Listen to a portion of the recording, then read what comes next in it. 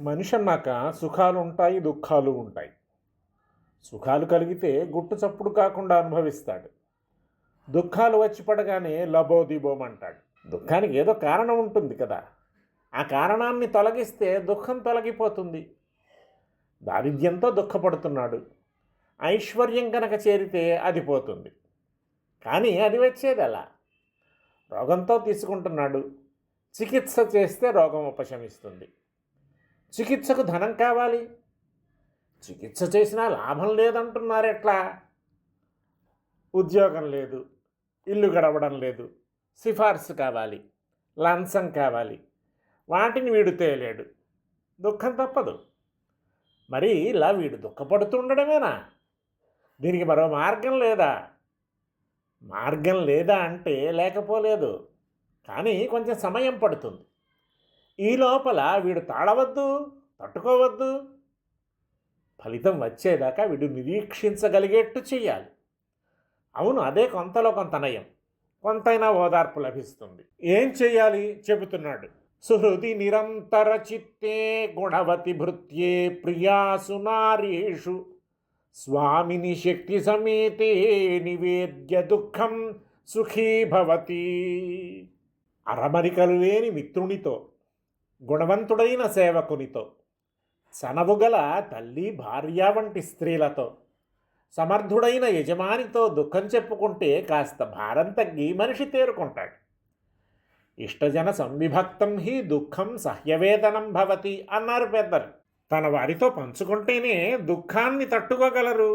అందుకే ఏదైనా ఇక్కట్టు వచ్చినప్పుడు ఆప్తులు, బంధువులు వచ్చి పరామర్శించడం అనే రివాజు ఏర్పడింది. నలుగురితో దుఃఖం పంచుకోవచ్చునంటున్నాడు. అందులో మొదటివాడు మిత్రుడు.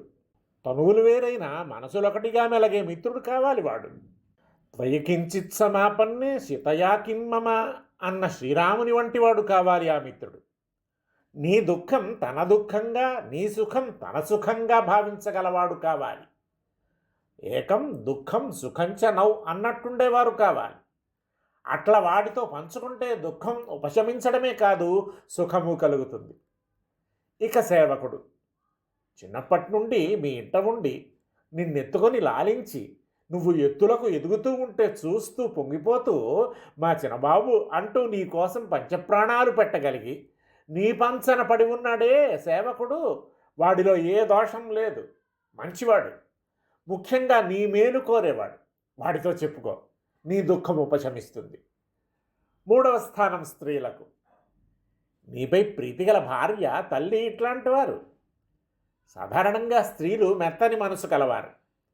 అందున భార్య కానీ తల్లి కానీ నీ విషయంలో మాలిన్యం లేనివారు, నీ యందు అమలినమైన ప్రేమ కలవారు.